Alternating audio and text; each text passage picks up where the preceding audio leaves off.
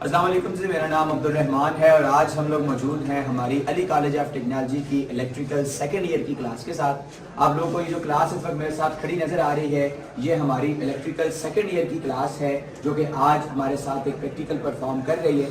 आज का प्रैक्टिकल क्या है कि आज के इस प्रैक्टिकल के अंदर ये बच्चे, इनका एक सब्जेक्ट होता है डीसी मशीन का।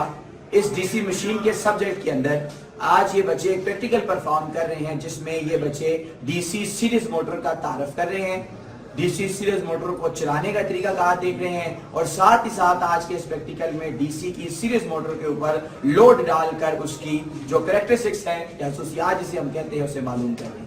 तो आइए चलते हैं अपनी इलेक्ट्रिकल सेकंड ईयर की क्लास की तरफ और देखते हैं कि ये किस तरीके से इस प्रैक्टिकल को परफॉर्म कर रहे हैं। मेरा नाम मोहम्मद अली है, मैं दमकार कॉलोनी का रहने वाला हूँ और अली कॉलेज ऑफ टेक्नोलॉजी में इलेक्ट्रिकल सेकंड ईयर शिफ्ट का स्टूडेंट हूँ। बेटा आज क्या प्रैक्टिकल परफॉर्म कर रही हैं? आज हम डीसी सीरीज मोटर के मुतालिक प्रैक्टिकल करेंगे कि डीसी सीरीज मोटर को कैसे चलाते हैं और इसकी खुसूसियात कैसे मालूम करती हैं। बेटा सबसे पहले तो आप मुझे ये बता दें कि ये जो डीसी सीरीज मोटर होती है इसके अंदर कितने किस्म की वाइंडिंग्स होती हैं? इसके अंदर हमारे पास दो किस्म की वाइंडिंग होती हैं। क्या क्या नाम है उनका? एक हमारे पास इसके अंदर सीरीज वाइंडिंग होती है और दूसरी आर्मेचर वाइंडिंग होती है। ठीक है, जो सीरीज वाइंडिंग है उसे फील्ड वाइंडिंग का नाम भी दिया जाता है। अब आप ये बता दें कि ये जो डीसी की सीरीज मोटर होती है, इस सीरीज मोटर की जो फील्ड वाइंडिंग होती है वो किस किस्म की तार से बनी होती है? इसकी जो फील्ड वाइंडिंग होती है वो हमारे पास मोटी तार और चंद चक्रों पर मुश्तमिल होती है। ठीक है, अब आपकी इस वक्त सामने यहाँ पर ये जो मोटर मौजूद है ये क्या डीसी की सीरीज मोटर है या कंपाउंड मोटर है? ये हमारे पास इस वक्त डीसी की कंपाउंड मोटर है।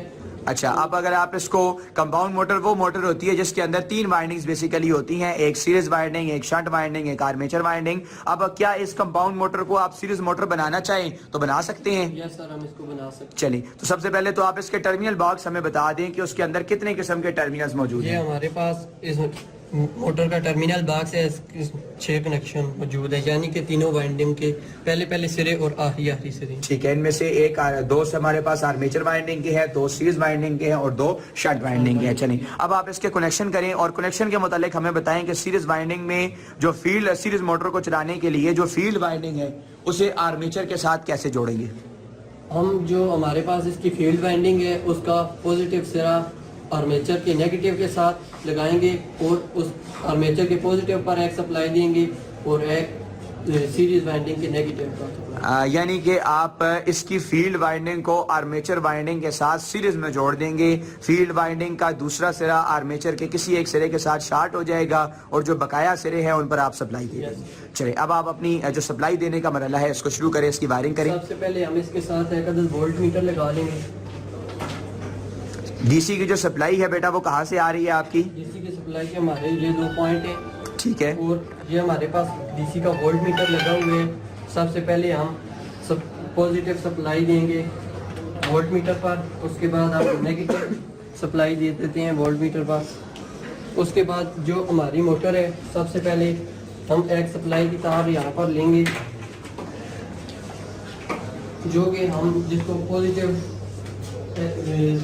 फील्ड वाइंडिंग के पॉजिटिव पर देंगे। उसके बाद दूसरा हम नेगेटिव जो है वो इसके नेगेटिव पॉइंट पर देंगे और जो हमारे पास इसके दूसरे 2 पॉइंट हैं हम उनको आपस में शॉर्ट कर देंगे। ठीक है, अब आपके इसके जो कनेक्शंस हैं वो कनेक्शंस क्या मुकम्मल हो चुके हैं? यस सर, हमारी मोटर के कनेक्शन मुकम्मल हो चुके हैं। चलिए, अब आप चलिए बेटा, क्या आप इसकी जो वायरिंग है वो मुकम्मल हो चुकी है? यस सर, अब इसकी वायरिंग मुकम्मल हो चुकी है। चलिए, अब आप सप्लाई को ऑन करें और सप्लाई को ऑन करके जरा हमें इस मोटर को चलाकर बताएं। पहले हम इसकी सप्लाई सर्किट ब्रेकर को ऑन करेंगे। ठीक है, उसके बाद हम इसको सप्लाई देते हैं। तकरीबन बेटा 100 वोल्ट पर आप हमें इसे सेट करके बता दें। 100 वोल्ट दे इसको।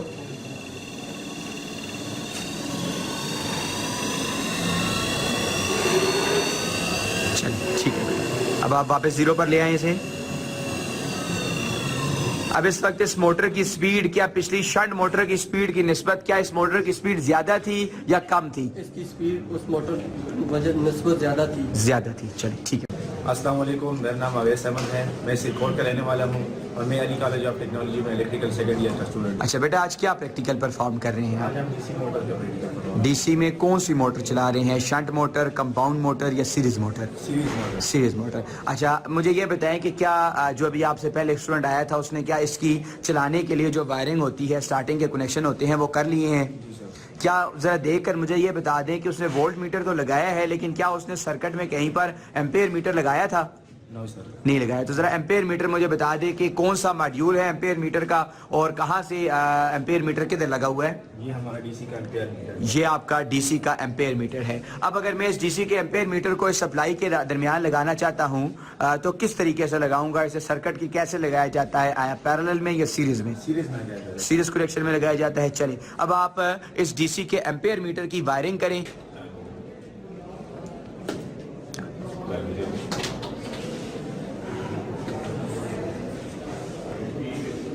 अब आपने जाने वाली जो सप्लाई की तार थी, उस सप्लाई की तार को यहाँ से निकाल कर एम्पेयर मीटर पर दे दिया और एम्पेयर मीटर के दूसरे सिरे से सप्लाई निकाल कर यहाँ पर लिए। चले, अब आप अपने इस ब्रेकर को ऑन करें, सप्लाई कंट्रोल ट्रेनिंग सेट को ऑन करें।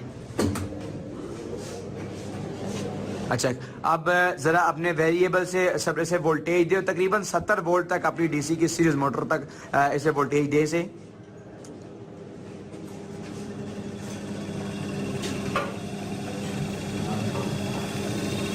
सत्तर वोल्ट तक इसे 70 वोल्ट पर आप वोल्टेज स्टॉप कर दें।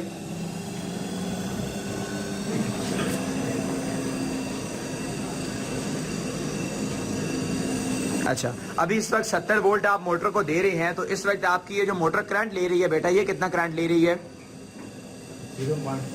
0.58 एम्पेयर इस वक्त ये हमारी मोटर डीसी की सीरीज मोटर करंट ले रही है। ठीक है बेटा। अस्सलाम वालेकुम जी, मेरा नाम अहमद हसन है और मैं मीरपुर का रहने वाला हूँ और मैं अली कॉलेज ऑफ टेक्नोलॉजी में electrical second year A section का तालिब इल्म हूँ। अच्छा बेटा, आज क्या प्रैक्टिकल परफॉर्म कर रहे हैं आप? हम डीसी सीरीज मोटर का तारुफ और इसके लोड मालूम कर रहे हैं। अच्छा बेटा, अब इस वक्त इस मोटर को तो हमने चला दिया है, मोटर को चलाने का तरीकाकार समझ लिया है। अब आप इसके आगे ये मोटर के साथ क्या चीज़ का पली हुई है? जनरेटर। मोटर की तारीफ क्या है और जनरेटर की तारीफ क्या है? मोटर एक ऐसा आला है जो इलेक्ट्रिकल एनर्जी को मैकेनिकल एनर्जी में तब्दील करती है और जनरेटर एक ऐसा आला है जो मैकेनिकल एनर्जी को इलेक्ट्रिकल एनर्जी में तब्दील करता है। अच्छा, अब आप अपने इस जनरेटर के साथ यहाँ पर क्या इस मॉड्यूल ट्रेनर सेट के अंदर कहीं पर कोई लोड मौजूद है? जी मौजूद है। कहाँ पर है? ये कौन सा लोड है बेटा? आया इंडक्टिव लोड है, कैपेसिटिव लोड है या रेजिस्टिव लोड है? ये रेजिस्टिव लोड है। रेजिस्टिव लोड है। अब आप अपने इस जनरेटर के साथ जो रेजिस्टिव लोड है, इस रेजिस्टिव लोड को जोड़े और उसकी वायरिंग का जो मरहला है उसको शुरू करें बेटा।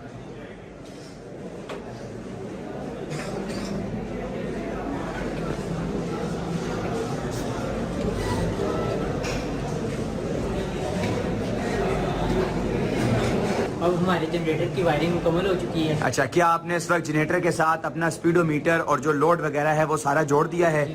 चलिए ठीक है बेटा। मेरा नाम मोहम्मद फैजान है, मैं अली कॉलेज में सेकंड ईयर का स्टूडेंट हूँ। अच्छा बेटा, अभी आपकी जो मोटर और जनरेटर दोनों की जो वायरिंग हम कर रहे थे खसूसियात मालूम करने के लिए, वो हमारी मुकम्मल हो चुकी है। अब आप इस सप्लाई को ऑन करें और मोटर को तकरीबन 100 वोल्ट दें और 100 वोल्ट देकर इसके ऊपर लोड डालने वाला जो मरहला है इसको स्टार्ट करें। तकरीबन 100 वोल्ट तक इसे सेट करें।